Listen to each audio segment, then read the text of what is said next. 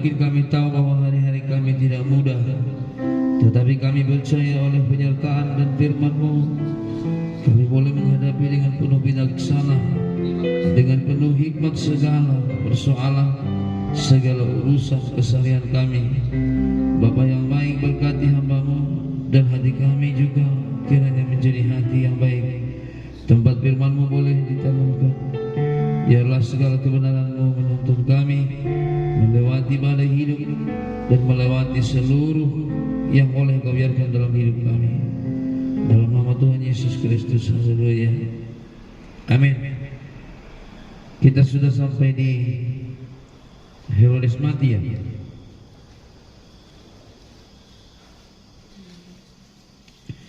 Kisah para Rasul 12. Iya. Ayat Herodes mati kan? Demikian kita baca bersama-sama. Herodes sangat marah terhadap orang Tirus dan Sidon atas persetujuan bersama mereka pergi menghadap dia. Mereka berhasil membujuk Blastus, pegawai istana raja, ke pihak mereka. Lalu mereka memohonkan perdamaian karena negeri mereka beroleh bahan makanan dari wilayah raja. Dan pada waktu suatu hari yang ditentukan, Herodes mengenakan pakaian kerajaan, lalu duduk di atas tahta dan berpidato kepada mereka. Dan rakyatnya bersorak membalasnya, "Ini suara Allah dan bukan suara manusia." Dan seketika itu juga ia ditampar malaikat Tuhan karena ia tidak memberi hormat kepada Allah, dan ia mati dimakan cacing. Puji Tuhan.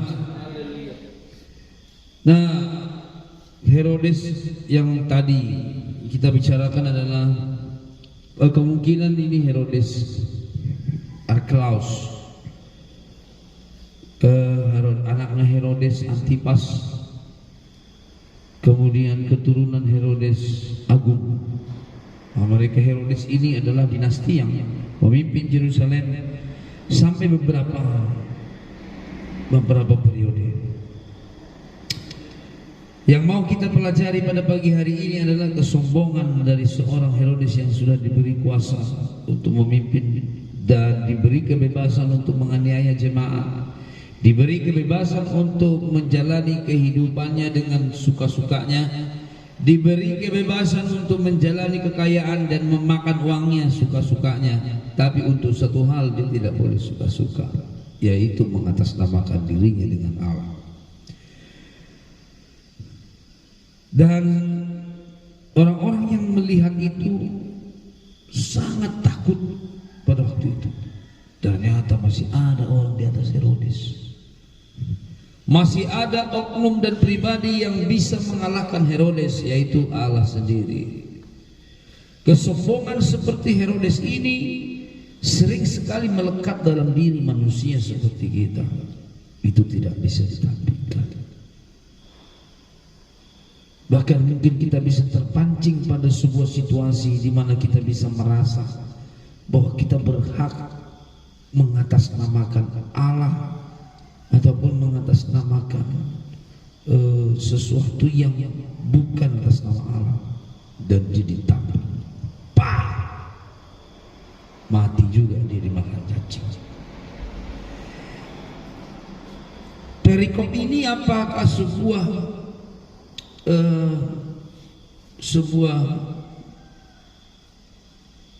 cerita yang dibuat menjadi seolah-olah mereka senang sekali dengan kematian Herodes?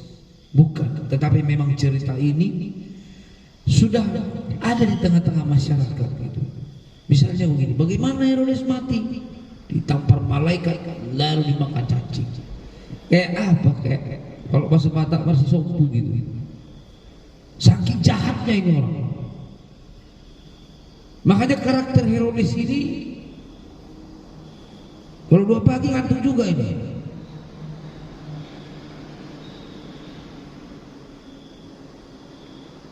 Nanti ditampar malaikat. Mau?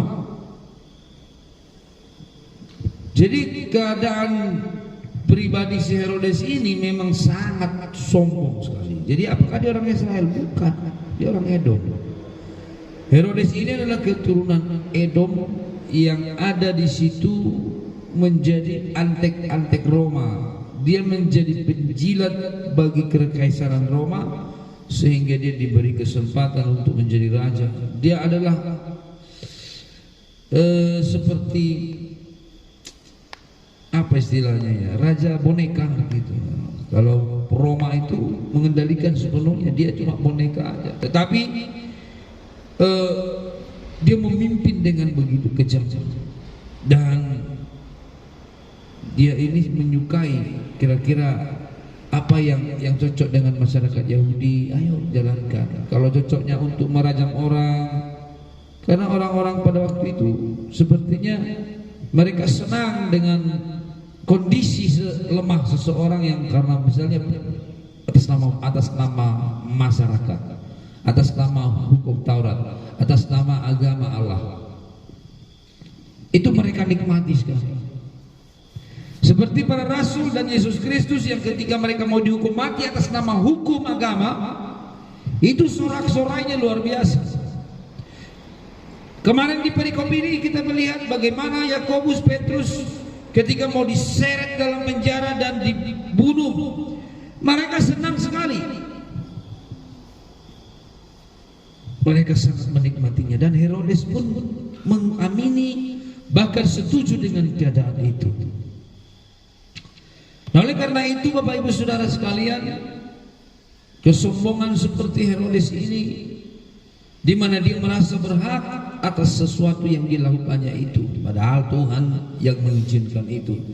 Tuhan mengizinkan mereka dan Herodes untuk menghukum dan menyiksa orang Kristen, masih dibiarkan.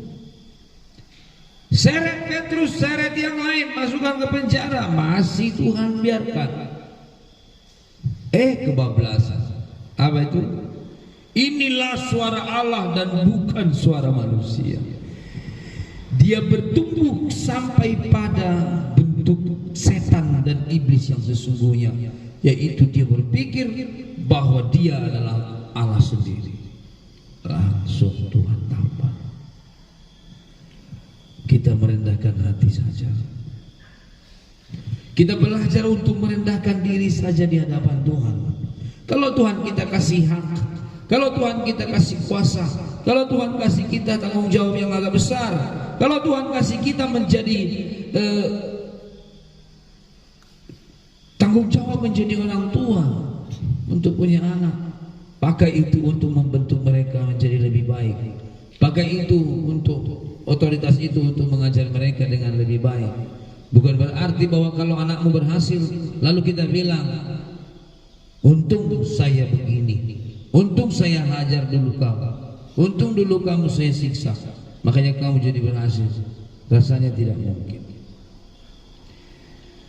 Tetapi katakanlah semua oleh karena kemurahan Tuhan, dan dia memberikan kepada siapa dia mau berikan, dan dia tidak memberikan kepada siapa dia tidak memberikan. Ada waktu yang tepat kapan Tuhan akan menghukum, ada waktu yang tepat kapan Tuhan akan membiarkan, ada waktu yang tepat kapan Tuhan mendirikan keadilan. Oleh karena itu, mari kita jalani hidup dengan bersabar dan melihat segalanya dari perspektif firman Tuhan, yaitu bahwa segala kuasa ada di dalam tangannya. Puji Tuhan. Amin. Mari kita menyembah Tuhan. Hanya Kau Tuhan di hidupku.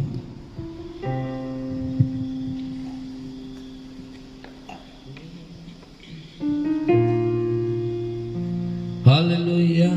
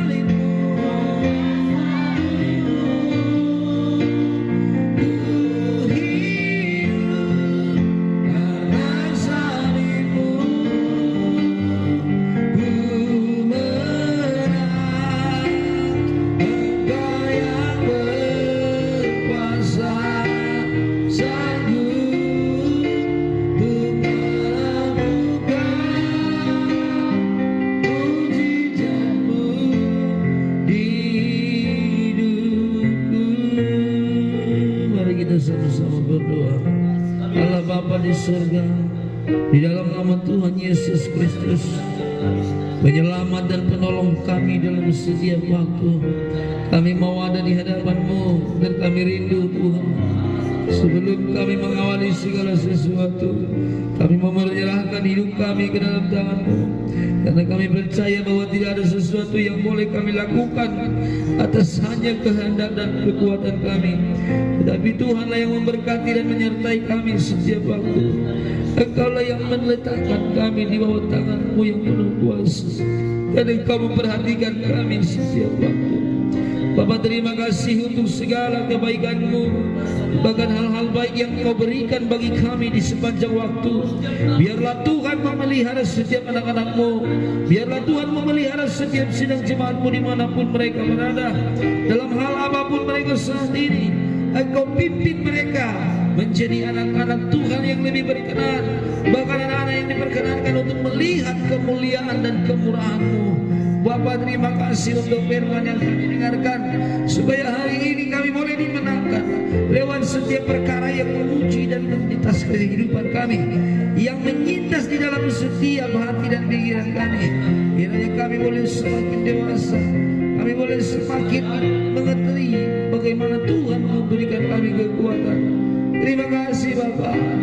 Jikalau ada anak-Mu hari ini yang sakit, dalam nama Tuhan Yesus Kristus, bahkan setiap hal-hal yang belum kami mengerti, segala hal yang belum kami tahu di dalam kehidupan ini, Engkau singkapkan bagi setiap kami semua pengertian, agar kami tidak hanya hidup di dalam pengetahuan kami sendiri, tetapi oleh kuasa Allah kami boleh melewati hari dan hidup kami. Terpujilah nama-Mu Tuhan Yesus Kristus. Demikian juga dengan pelayanan ini, kami berdoa untuk setiap anak-anak-Mu yang terlibat, hamba-hamba-Mu yang terlibat, untuk memberikan kami kekuatan. Bahkan Tuhan sendiri yang menyertai mereka, berikan mereka kesehatan Tuhan dimanapun mereka hari ini berada. Engkau memberikan kami kekuatan untuk melewati setiap kehidupan kami, dan kami boleh memperbaiki segala yang masih kurang di dalam diri kami. Dan di dalam pelayanan ini kami boleh diberi kesempatan untuk memberitakan kebenaran firman Tuhan. Kami tahu itu sesuatu yang besar ya Bapak. Oleh karena itu biarlah firman-Mu yang kami sampaikan bukan dari pikiran dan hati seorang manusia, tetapi pikiran Tuhan yang menyertai kami, sehingga kami boleh berbicara atas nama firman Tuhan. Dan jauhkanlah kami kiranya dari rasa sombong dan rasa hebat, tetapi Tuhan memberikan kami otoritas ini hanya untuk supaya nama Yesus Kristus semakin dimuliakan di dalam setiap langkah anak-anak-Mu. Nama-Mu berkuasa, dan biarlah hidup kami semakin terang oleh karena pendengaran akan pengajaran. Letakkanlah fondasi dan pengajaran firman yang benar di hati kami, supaya kami boleh membangun iman yang benar, iman yang kuat, iman yang kokoh, yang sanggup untuk melewati setiap hari-hari. Terpuji dimuliakan Engkau. Dalam nama Tuhan Yesus Kristus kami berdoa dan mengucap syukur. Haleluya. Mari kita sama-sama iri dalam doa Bapa kami. Bapa kami yang di surga, dikuduskanlah nama-Mu, datanglah kerajaan-Mu, kehendak-Mu di bumi seperti di surga. Berikanlah kami hari ini makanan kami yang secukupnya. Ampuni kami akan kesalahan kami, seperti kami mengampuni orang bersalah kepada kami. Janganlah membawa kami ke dalam pencobaan, lepaskan kami daripada yang jahat. Karena Engkau yang punya kerajaan dan kuasa dan kemuliaan sampai selama-lamanya. Kita angkat tangan terima berkat dan kemurahan oleh kasih Allah Bapa, anugerah Tuhan Yesus Kristus, persekutuan Roh Kudus menyertai kita hari ini sampai selama-lamanya. Haleluya. Amin. Tuhan menetapkan langkah-langkah orang yang hidupnya berkenan kepada-Nya. Haleluya.